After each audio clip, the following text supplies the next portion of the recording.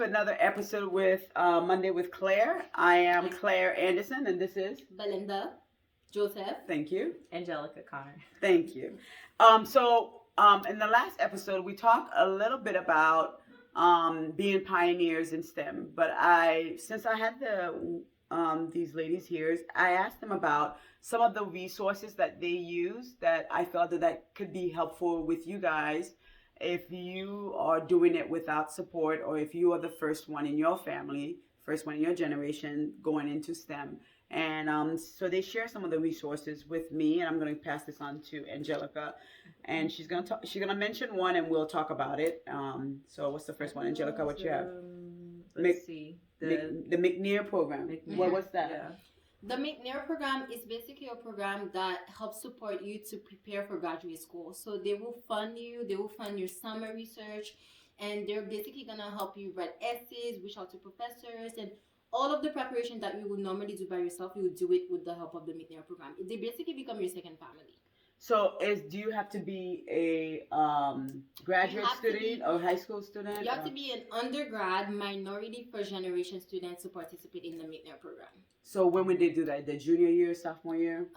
Sophomore. I know some people started it in their freshman year, but normally you have to be sophomore going on junior year. But there's always loophole into getting into the program. As long as you show interest, they will take interest in you. So this is your sophomore year in college? Yes. Okay. Yes. All right. What's the next one? So first generation programs or minority programs? Yeah, I was thinking any first generation or minority program in general. Just as That's a Yeah, do you have one for that? Well, you were speaking about the MOTS. What's that? Oh, the MITES program? Mm-hmm. Oh, okay. So the MITES program, it's a high school experience. So it's meant for you to apply as a junior in high school. That's MITS. Am I correct? MITES. MITES. Yeah. Okay. So it's the MIT MITES program. They also have an online version called the MIT Tech program. That's the program I did when I was in high school. So you can apply when you're a junior in high school. Okay. And it's basically it's a community for you. So the MITES program, they actually bring you to MIT, and you do like a whole bunch of summer workshops before you start your senior year. And you'll do like a whole bunch of like how to build a robot. They might give you intro to calculus. And it's really helpful for those kids where if you're in a school system where maybe all you have is like a math club, you don't have a robotics club, but you're very interested in engineering, then, that gives you the opportunity to experience it, see if you like it, and then also help with like your college application to, make you look very, attractive, that you, confident in what you're doing when you start an engineering program in college. Okay, so this is at MIT, and how long?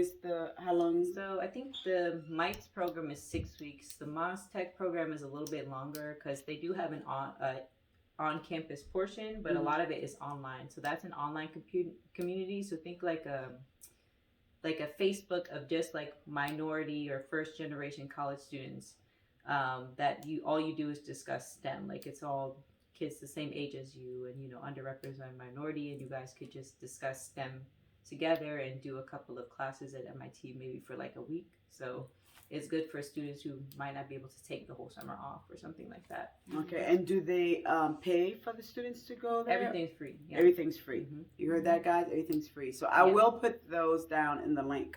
Okay, what's the next one? The LSAMD. The LSM program. I did that in college. Yeah. So you can speak a little bit about it. So I think this is a national program. I don't know if it's NSF or. I think it's NSF, Louis Stokes Alliance for Minority Students.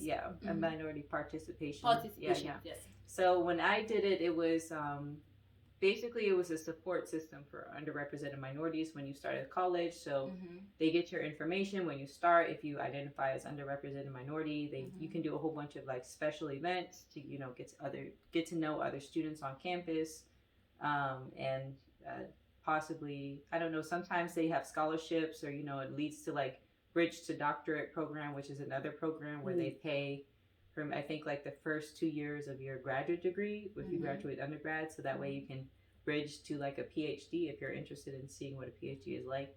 But it's just another program that like supports minority students at undergraduate level. Okay. And I think they also support you doing research with faculty on campus while you while you're in undergrad. And when you have a research and like maybe you saw something in your research project, they also fund you going to conferences and presenting your research and networking with more people to broaden your network. So Okay. Yeah. And next one is the REU programs. I think that's an NSF program, right? So yes, you did one at Harvard, but a lot of universities also Yes. have REU programs, yes, right? Okay. yes. I ended up doing mine at Harvard, but I think all universities have RU program, and sometimes when you're interested in research, you have to find the professor that is like the pioneer in the thing that you want to work on. And if you find that professors who can ask a particular university, you can just participate in that RU program and just spend the summer there. And RU programs are always funded. You get a place to stay for free. You get paid a minimum of $5,000 for the summer. So it's all funded, and you just have to work and build your skills and your portfolio and all of that.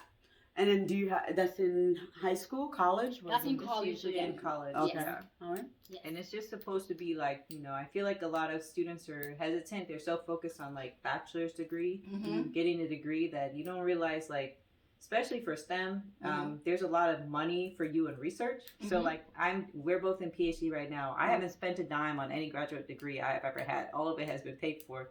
So I have 2 masters and I'm about to get a PhD. I didn't pay for one because I do research, and I do research in STEM. So don't let these people fool that. I feel like that's the hack. Yeah. Like the cheat code is like you could do research, and a lot of it is very interesting. I have a friend right now, she's doing like a sustainable energy justice. So how to make like all these clean energy accessible to like low income populations. So I feel like there's a lot of impact you can make as like, an underrepresented minority in engineering, and like specifically for research in engineering fields. So Okay. yeah. Yes, and also I didn't pay a dime in undergrad, and I would say maybe FAFSA can get a little bit difficult to navigate, but there's always scholarship. There's so many. I remember at one of my institutions, the people that were working in the financial aid office were complaining about the number of students who are applying for scholarships. So if you're transitioning to from high school to college, and you don't know how you're gonna be able to afford it, know that there's a financial aid office where you can apply for scholarships. It's not always a straight line where okay, you apply, you get it, but the resource is there, and you should utilize it if you get the opportunity to.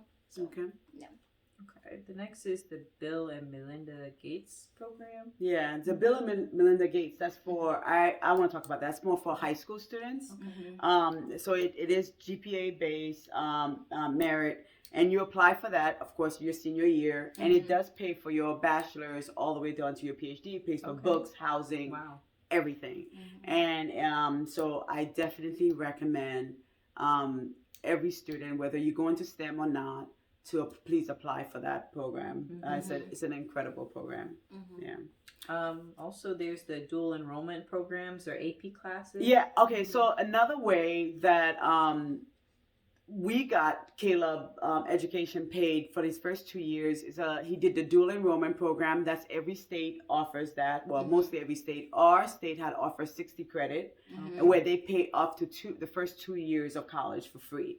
So what it does is instead of taking high school classes, you're basically taking high school and college classes at the same time. So if you're taking an English class, instead of taking a high school English level class, you will take a college level class, and it counts as high school and college. So when you go to college, those classes is then transferable to college, then you don't have to pay for that college. So you end up getting like an AA degree. So when you go to college, you end up going into college with 2 years already paid for. So that's something I definitely recommend. The other way that you can do it is AP classes.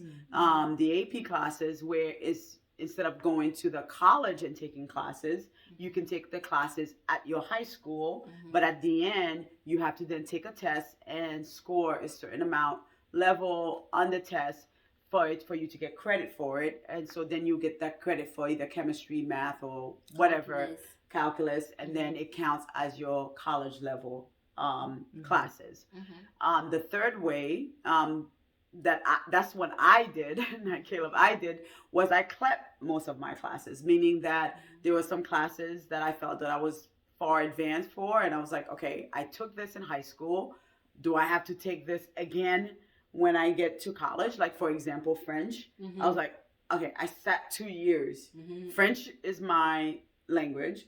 And then I sat 2 years in high school. Do I have to sit again in college? So I was able to go into, take the CLEP exam, and then was able to opt out of college classes, and it counted as college credit. So then that's money that I was able to save. These are all money saving ways for and you a lot to, of these you can do at the same, like simultaneous. So Yes. I did dual enrollment and I did AP like the same time in high school. So you can do both if they both are offered.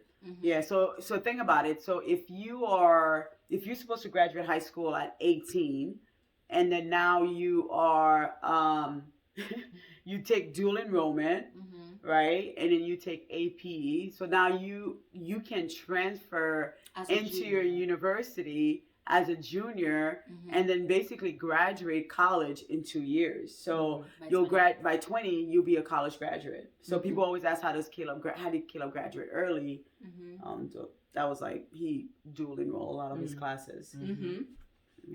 Yeah, also the next is like for foster care. If you spend time in the foster care system, and this I found out from my mom who's also in social work, a lot of states will offer some type of financial tuition benefit for students that were in the foster care system and want to go to college. So, you know, if you do well in high school, and for those of you in the foster care system, I kind of feel for you, because I hear some of these stories and it's difficult, but just know that like you're worth it. You're worthy of this type of education. There's money out there for you if you can put in the effort and find people that support you.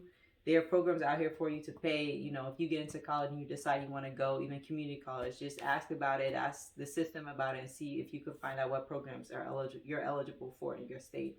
So and I want to tell people too, especially in the like low income foster care, follow your passion and not your knowledge. A lot of times people think, well, I really love science, I really love STEM, but I don't know anything about science, I don't know anything about STEM, or I'm not really good at math. But I'm really passionate about, aerospace. To give you an example, Caleb is a perfect example for this. Caleb started reading early. I know most of you guys saw his video when he was like, by 6 months old, this little boy could read, but he hated math, like with a passion. Like he would not even draw a zero for anybody. He hated math. But he was passionate about astronomy and aerospace, and he wanted to go into aerospace engineering. And I was like, okay, there's a lot of math in aerospace, but Caleb, because of his passion, he deals with math, but math is not his passion. But that's what school is there for. The job of a university, the job of school is to teach you. You're not supposed to go in there knowing how to do anything. Okay, so I would encourage you to follow your passion. Don't be afraid that you don't know. Don't let the fear of the unknown stop you from following your passion. Okay, so I just want to tidbit on that because Okay, also I have here that Claire actually mentioned, if you do work study, you can apply for food stamps. That's Yes, you can. Something I know. It sounds like the cheap drug I need. So I got my, most of you don't know, I have my master's degree in education, but I do have my bachelor's in social work. If you have financial aid, and that's for those of you who are in college, and you you do work study, if you're working 20 hours or more, you are eligible for food stamp. Okay, so you are eligible for that. Yeah. All right. Oh, the last one is that a lot of schools have food pantries. So for those of you who aren't, Yes, I remember where when I used to try to make ends meet in college, and I was very low on my, resources and income and things like that. I always went to the school pantry, and you're allowed to take a certain number of items I would say per day. I don't want to lie, either per day or per week. But you get fresh bread, and they even have clothes in the pantry. So whatever you want to get, you can get. I think you can get maybe 5 item max to allow other people to also have access to these items. So I think that's a great resource as well if you feel like you're really struggling in college and you cannot make ends meet. Yeah, and don't let anyone judge you for not having now. I always tell people, even my kids, you know, like you guys saw from my last video, I'm teaching my kids about delayed gratification. You know, my philosophy is eat beans now so you can eat steak later.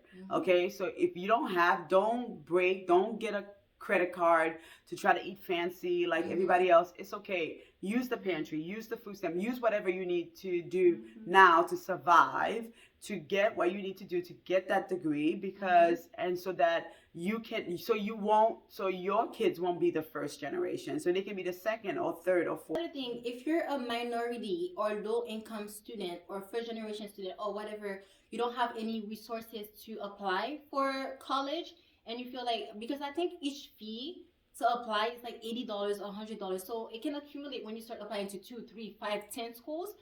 There's a fee waiver that you can apply for that will allow you to just apply for college for free. So use that, talk to the resources, talk to your, what do they call them? Counselors.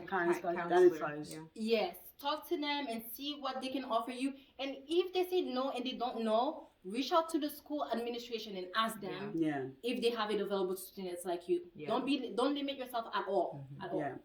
Yeah. And the other thing I'll say about apply to college is that don't think that you're not good enough, you're not worthy, you're not whatever. Don't put limit on yourself. Apply.